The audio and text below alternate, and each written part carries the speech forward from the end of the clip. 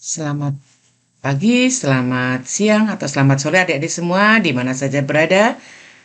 Kali ini Ibu akan akan mempresentasikan tentang sudut antara dua buah vektor. Kalau pada kuliah yang lalu, jarak antara dua buah vektor, sekarang sudut antara dua buah vektor. Nanti akan dilanjutkan dengan proyeksi suatu vektor sepanjang vektor yang lain. Untuk itu, mari kita lihat diskusi kita kali ini ya, adik-adik ya. Coba adik-adik, kalau kita mempunyai dua buah vektor V1 dan V2 di R2, maka kita pasti akan bisa membuat suatu segitiga dengan sisi-sisi panjang dari V1, panjang dari V2, dan sisi-sisi yang lain, sisi yang lain adalah selisih dari dua vektor tersebut. Maka menggunakan rumus kosinus, kita akan mendapatkan bahwa kuadrat dari besar selisih dua vektor tersebut akan sama dengan jumlah kuadrat masing-masing dikurangi 2 kali V1 dan kali V2 dikalikan dengan cos theta. Pada lain pihak, pada saat kita memandang vektor V1 dan V2-nya secara analitik, katakanlah V1 itu mempunyai absis X1 dan ordinat Y1, dan V2 mempunyai absis X2 dan ordinat Y2, maka dengan menggunakan pengertian-pengertian panjang dari suatu vektor, kita akan mendapatkan kuadrat dari panjang V1 min V2 itu akan sama dengan jumlah dari kuadrat X1 min X2 dengan kuadrat dari Y1 min Y2. Sehingga dengan perhitungan biasa ya, perhitungan di dalam bilangan real, kita nanti akhirnya akan mendapatkan kuadrat dari besar selisih dua vektor tersebut akan sama dengan kuadrat dari vektor yang pertama, besar vektor yang pertama ditambah kuadrat dari vektor yang kedua dikurangi 2V1 dan V2. Jadi dari persamaan 1 dan persamaan 2 ini nampak kita akan mempunyai persamaan, yaitu apa? Bahwa panjang dari V1 dikalikan panjang dari V2 dikalikan kosinus theta itu akan sama dengan V1 dot V2. Sehingga kosinus theta itu akan sama dengan V1 dot V2 dibagi hasil kali panjang V1 dan panjang V2. Tentu saja ini terjadi hanya bila V1 tidak 0 dan V2 tidak 0. Karena kalau ada salah satu yang 0, kita tidak akan mendapatkan pecahan itu. Pecahan itu tidak akan terdefinisi.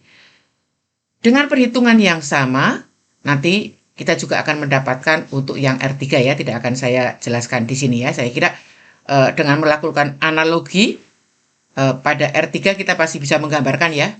Tidak hanya kita bisa membentuk segitiga seperti yang di R2, tapi kita juga bisa membentuk segitiga dengan sisi-sisi V1 dan V2, dan yang satunya lagi adalah sisinya adalah selisih antara V1 dan V2. Nanti dengan perhitungan geometri maupun dengan perhitungan analitik, kita juga akan mendapatkan kosinus theta sama dengan pecahan hasil bagi antara V1 dot V2 dibagi dengan hasil kali V1 dikalikan panjang V2. Oke ya adik-adik ya. Nah, kalau kita sudah bicara sudut, kita sudah bicara ukuran dari sudut, maka kita akan bisa mendefinisikan relasi tegak lurus sebagaimana relasi tegak lurus antar dua buah garis ya. Nah, definisinya adalah kalau kita mempunyai V1 dan V2, nanti dua vektor itu dikatakan saling tegak lurus jika sudut theta yang terbentuk itu adalah 90 derajat. Nah, kalau theta sama dengan 90 derajat, maka nanti Anda akan memperoleh cos theta itu sama dengan 0 ya. Nah, dari definisi tersebut, kita akan mempunyai suatu teorema yang mengatakan syarat perlu dan cukup agar dua buah vektor di R2 atau di R3 itu saling tegak lurus. Yaitu apa? V1 dan V2 saling tegak lurus jika dot produknya sama dengan 0. Nah, nanti kita juga akan bisa mendapatkan teorema Pitagoras yang merupakan perumuman dari Pitagoras pada segitiga siku-siku yang sudah Anda kenal. Ya, kalau Anda masih ingat ya, kalau Anda mempunyai segitiga siku-siku, maka kuadrat sisi miringnya sama dengan jumlah kuadrat sisi siku-sikunya.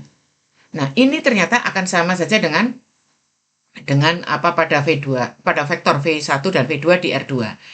Jadi kalau Anda mempunyai dua vektor V1 dan V2, dia akan dia saling tegak lurus, maka nanti Anda akan bisa mendapatkan jumlah dari kuadrat dari besar jumlah V1 dan V2 akan sama dengan jumlah dari masing-masing kuadrat panjangnya, ya, kuadrat panjangnya.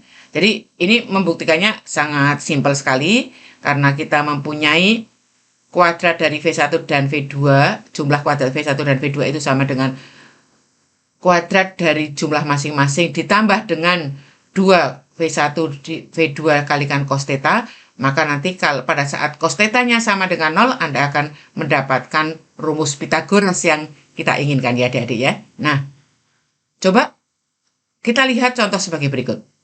Pada saat Anda mempunyai V1, min 1, min 2, 1, dan V2, 2, 1, 1, masing-masing dinyatakan secara analitik, maka Anda akan mendapatkan kosinus theta itu dapat dihitung dengan sangat simpel, tidak usah digambar ya.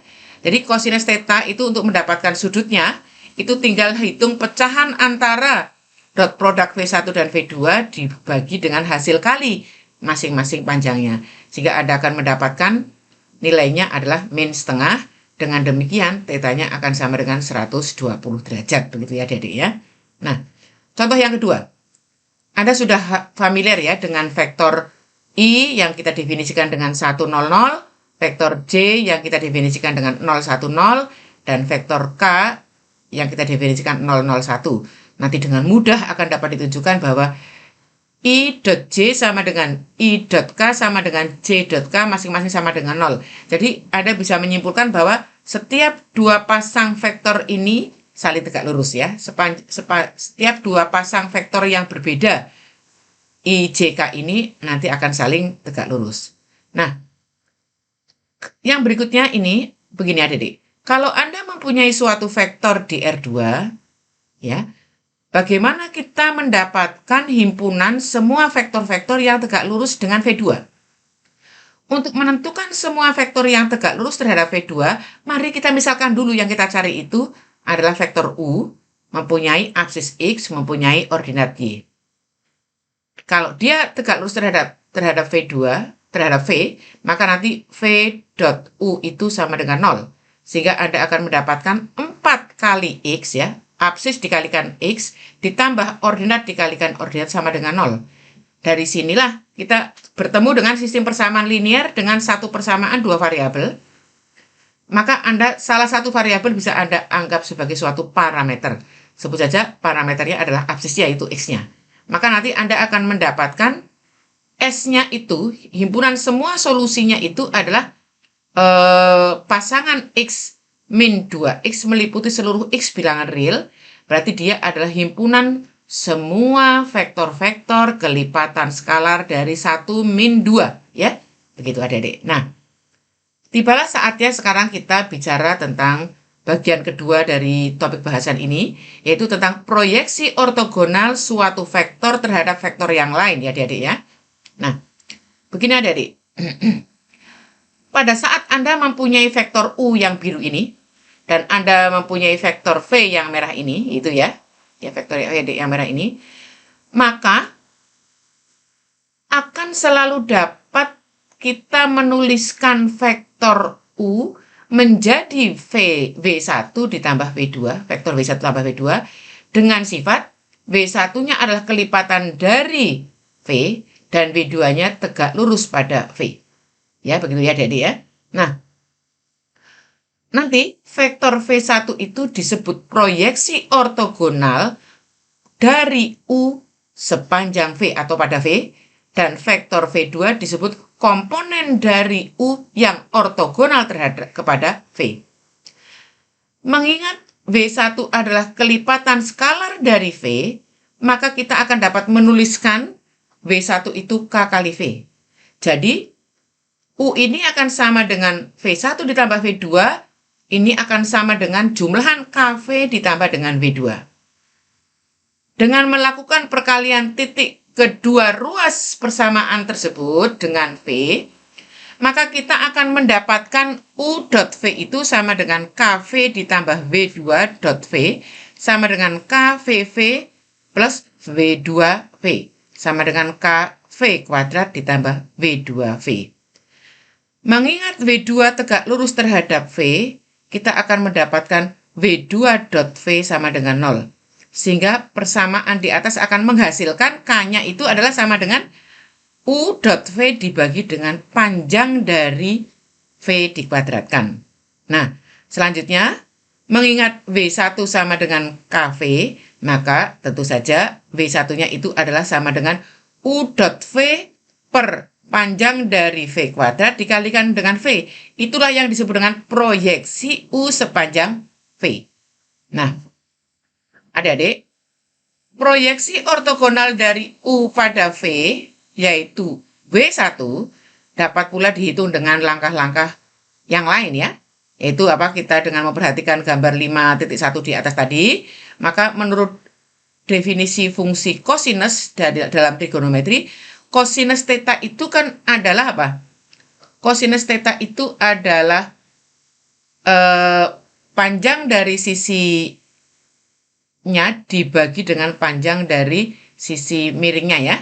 Sehingga Anda akan mendapatkan kosinus theta itu adalah panjang dari V1 dibagi panjang dari V.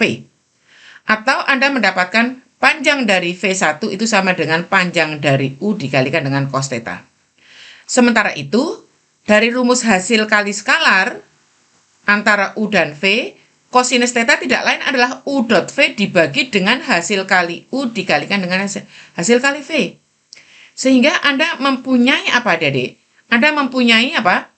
Panjang dari V1 itu akan sama dengan panjang dari U dikalikan dengan skalar U.V dibagi dengan panjang dari U dikalikan panjang dari V, maka itu akan sama dengan panjang dari V1 itu adalah U.V per panjang dari V, ya. Nah, kemudian kita akan bisa mendapatkan vektor satuannya dari V1 yang akan kita cari itu tidak lain nanti adalah V1 dibagi dengan panjang dari V1. Sehingga nanti Anda mendapatkan vektor satuan E1 itu tentu saja panjangnya sama dengan 1 ya. Nanti dengan cara yang sama Anda akan bisa membentuk E2 vektor satuan dari V ya, dari V.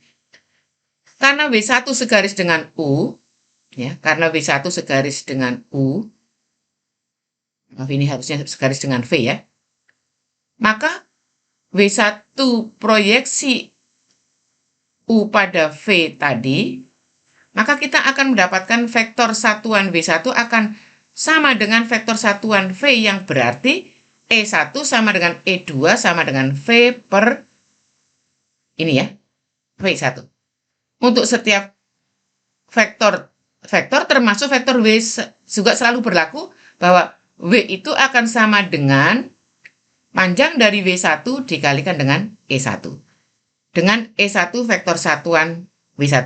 Dengan demikian akan diperoleh V1 itu adalah U.V per panjang dari V dikalikan dengan V dikalikan dengan panjang dari V ya. Jadi sama dengan U.V per panjang dari V kuadrat kalikan V. Ini merupakan proyeksi ortogonal U pada V. Seperti yang sudah diperoleh dengan cara yang pertama tadi ya, adik ya. Nah, sebagai contoh misalnya, adik ya. Kalau Anda mempunyai U, itu adalah vektor pada R3 dengan komponennya 2, min 1, 3. Dan V2 adalah vektor di R3 dengan komponennya 4, min 1, 2. Maka Anda akan memperoleh apa?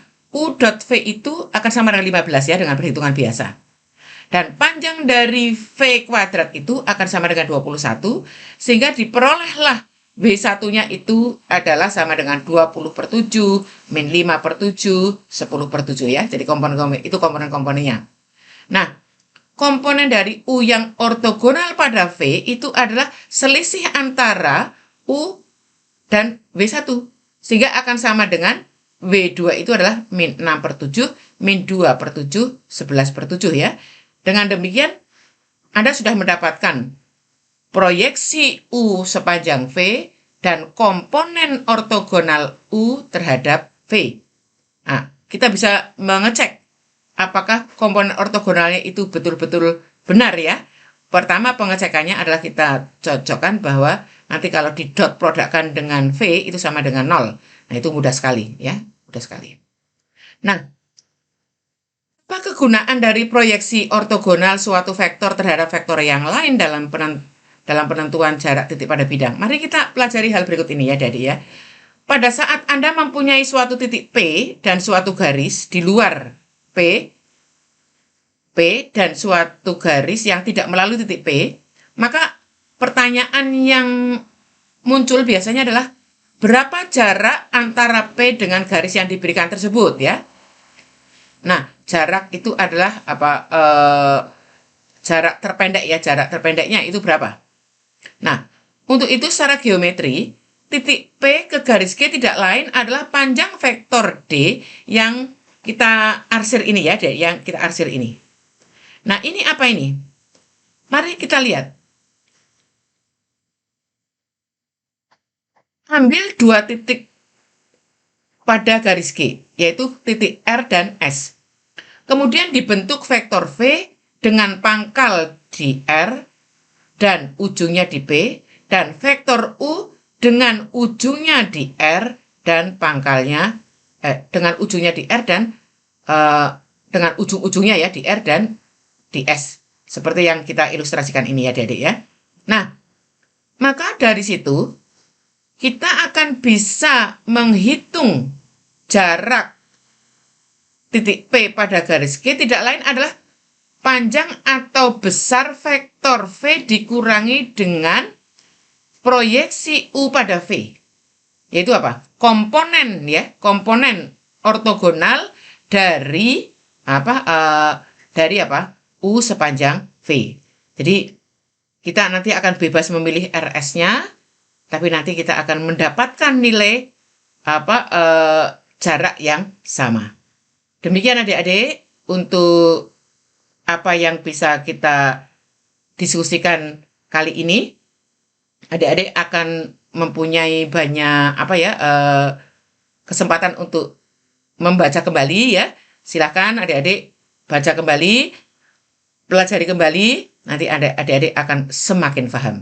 Demikian untuk sub pokok bahasan sudut ini.